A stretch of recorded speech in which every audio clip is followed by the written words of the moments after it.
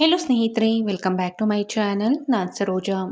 ಸ್ನೇಹಿತರೆ, ನಾನು ಈ ದಿನ ನಿಮಗೆ ನಿಮ್ಮ ತಲೆ ಕೂದಲು ಶಾಶ್ವತವಾಗಿ ಕಪ್ಪಾಗೋದಕ್ಕೆ ಒಂದು ಸೂಪರ್ ಆಗಿರುವಂತಹ ಹೇರ್ ಆಯಿಲ್ನ ಬಗ್ಗೆ ಮಾಹಿತಿ ಕೊಡ್ತೀನಿ.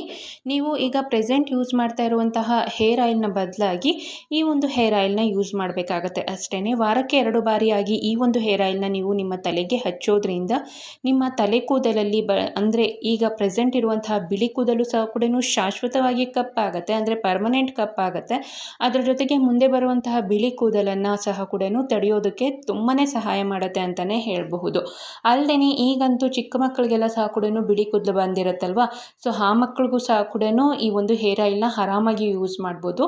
ಯಾವುದೇ ರೀತಿಯಾದಂಥ ಸೈಡ್ ಎಫೆಕ್ಟ್ಸ್ ಅನ್ನೋದು ಇಲ್ಲದೇ ನಿಮ್ಮ ತಲೆ ಕೂದಲನ್ನು ಶಾಶ್ವತವಾಗಿ ಕಪ್ಪಾಗಿಸೋದಕ್ಕೆ ಇದು ನಂಬರ್ 1 ಆಗಿ ಕೆಲಸ ಮಾಡುತ್ತೆ. ಸೊ ಬನ್ನಿ ತಡ ಮಾಡ್ದೇನೆ ಈ ಒಂದು ಹೇರ್ ಆಯಿಲ್ನ ಯಾವ ರೀತಿಯಾಗಿ ರೆಡಿ ಮಾಡೋದು ಅಂತ ತಿಳಿಸ್ತಾ ಬರ್ತೀನಿ ಸ್ನೇಹಿತರೆ. ಈ ಒಂದು ಹೇರ್ ಆಯಿಲ್ನ ರೆಡಿ ಮಾಡೋದಕ್ಕೆ ನಾನು ಮೊದಲನೇದಾಗಿ ಒಂದು ಪುಟ್ಟದಾದಂತಹ ಮಿಕ್ಸಿ ಜಾರ್ನ ತೆಗೆದುಕೊಂಡಿದ್ದೀನಿ. ಇದಕ್ಕೆ 2 ಟೇಬಲ್ ಸ್ಪೂನ್ ಆಗೋಷ್ಟು ಕಲೋಂಜಿ ಸೀಡ್ಸ್, ಅಂದರೆ ಕರಿ ಜೀರಿಗೆ ಅಂತಾರೆ ಅಥವಾ ಕಪ್ಪು ಜೀರಿಗೆ ಅಂತ ಸಹ ಕೂಡ ಕರೀತಾರೆ. ಇದು ನಿಮಗೆ ಗ್ರಂಥಿಕೆ ಅಂಗಡಿಗಳಲ್ಲಿ ಸಿಗುತ್ತೆ ಮತ್ತು ಆನ್ಲೈನಲ್ಲೂ ಸಹ ಕೂಡ ಸಿಗುತ್ತೆ.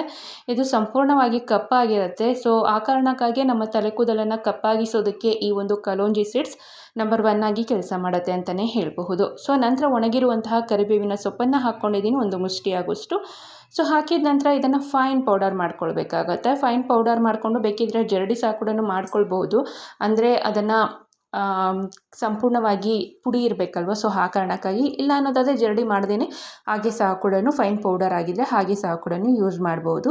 ಸೊ ಇದನ್ನು ನಾನು ಫೈನ್ ಪೌಡರ್ ಮಾಡ್ಕೊಂಡಿದ್ದೀನಿ. ಸೊ ನೋಡ್ಬೋದು ಈ ರೀತಿಯಾಗಿದೆ. ಇದನ್ನು ಒಂದು ಕ್ಲೀನಾಗಿರುವಂಥ ಬೌಲ್ಗೆ ಟ್ರಾನ್ಸ್ಫರ್ ಮಾಡ್ಕೊಳ್ಬೇಕಾಗತ್ತೆ. ಸೊ ನಂತರ ಇದಕ್ಕೆ ನೀವು ಆದಷ್ಟು ನಾನು ಏನು ಸಜೆಸ್ಟ್ ಮಾಡ್ತೀನಿ ಅನ್ನೋದಾದರೆ, ಒಂದು ಅರ್ಧ ತೆಂಗಿನೆಣ್ಣೆ ಹಾಕಿದ್ರೆ ಒಂದು ಅರ್ಧ ಹರಳೆಣ್ಣೆನ ಯೂಸ್ ಮಾಡಿ ಅಂತ ಹೇಳ್ತೀನಿ. ಆಗ ಇನ್ನೂ ಮತ್ತಷ್ಟು ಕಪ್ಪಾಗೋದಕ್ಕೆ ನಿಮ್ಮ ತಲೆ ಕೂದಲು ತುಂಬಾ ಸಹಾಯ ಮಾಡುತ್ತೆ. ಸೊ ಇಲ್ಲ ಅನ್ನೋದಾದರೆ ನಿಮ್ಗೇನಾದ್ರು ಅಕಸ್ಮಾತ್ ಇಷ್ಟ ಇಲ್ಲ ಹರಳೆಣ್ಣೆನ ಯೂಸ್ ಮಾಡೋದು ಅನ್ನೋದಾದರೆ ಕೇವಲ ತೆಂಗಿನೆಣ್ಣೆ, ಅಂದರೆ ಕೋಕೋನಟ್ ಆಯಿಲ್ನ ಸಹ ಕೂಡ ಹಾಕ್ಕೊಳ್ಬಹುದು. ಸೊ ಹಾಕಿದ ನಂತರ ಚೆನ್ನಾಗಿ ಮಿಕ್ಸ್ ಮಾಡಿ, ನಾರ್ಮಲಾಗಿ ನೀವು ಹೇರ್ ಡೈನ ಯೂಸ್ ಮಾಡುವಾಗಲೆಲ್ಲ ಸಹ ಕೂಡ ಸ್ವಲ್ಪ ಗಟ್ಟಿಯಾಗಿ ಮಿಕ್ಸ್ ಮಾಡ್ಕೊಳ್ಬೇಕಾಗತ್ತೆ. ಬಟ್ ಇದು ಹೇರ್ ಆಯಿಲ್ ಆಗಿರೋ ಕಾರಣಕ್ಕೆ ಆದಷ್ಟು ಜಾಸ್ತಿ ತೆಂಗಿನೆಣ್ಣೆನ ಹಾಕ್ಕೊಳ್ಬೇಕಾಗತ್ತೆ. ನಾರ್ಮಲ್ ನೀವು ಬೇರೆ ಒಂದು ಹೇರ್ ಆಯಿಲ್ನ ಯಾವ ರೀತಿಯಾಗಿ ಯೂಸ್ ಮಾಡ್ತೀರೋ ಸೊ ಆ ಒಂದು ಕನ್ಸಿಸ್ಟೆನ್ಸಿಯಲ್ಲೇ ಇರಬೇಕಾಗತ್ತೆ. ಆಗ ಮಾತ್ರ ಅದು ನಮ್ಮ ತಲೆ ಕೂದಲಿಗೆ ಕ್ಲೀನಾಗಿ ಸ್ಪ್ರೆಡ್ ಆಗುತ್ತೆ. ಸೊ ಆ ರೀಸನ್ಗೆ ಇದನ್ನು ವಾರಕ್ಕೆ 2 ಬಾರಿ ಹಚ್ಕೊಳ್ಬೇಕಾಗತ್ತಲ್ವ. ಸೊ ಆದಷ್ಟು ಈ ರೀತಿಯಾಗಿ ನೀರಾಗಿ ಇದ್ದರೆ ತುಂಬಾ ಉತ್ತಮ.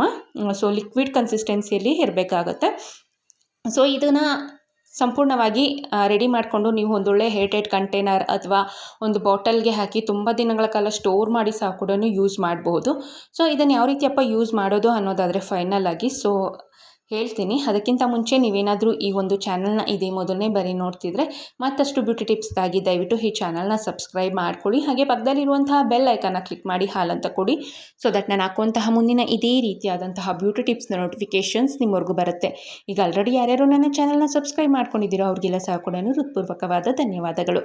ಸ್ನೇಹಿತರೆ, ಈ ಒಂದು ಹೇರ್ ಆಯಿಲ್ ಅನ್ನೋದು ನಮಗೆ ರೆಡಿ ಆಗಿದೆ. ಸೊ ಇದನ್ನು ಯಾವ ರೀತಿಯಪ್ಪ ಯೂಸ್ ಮಾಡೋದು ಅನ್ನೋದಾದರೆ, ನೀವು ತಲೆಗೆ ಸ್ನಾನ ಮಾಡೋದಕ್ಕಿಂತ ಒಂದು 3 ಗಂಟೆಯ ಮುಂಚಿತವಾಗಿ ಈ ಒಂದು ಮಿಶ್ರಣವನ್ನು ಅಥವಾ ಈ ಒಂದು ಹೇರ್ ಆಯಿಲ್ನ ನೀವು ನಿಮ್ಮ ತಲೆಯ ಬುಡಕ್ಕೆ, ತಲೆ ಕೂದಲಿಗೆ ನಾರ್ಮಲ್ ಆಗಿ ಹೇರ್ ಆಯಿಲ್ನ ಯಾವ ರೀತಿಯಾಗಿ ಅಪ್ಲೈ ಮಾಡ್ತೀರೋ ಸೊ ಅದೇ ರೀತಿಯಾಗಿ ಅಪ್ಲೈ ಮಾಡ್ಕೊಳ್ಬೇಕಾಗತ್ತೆ.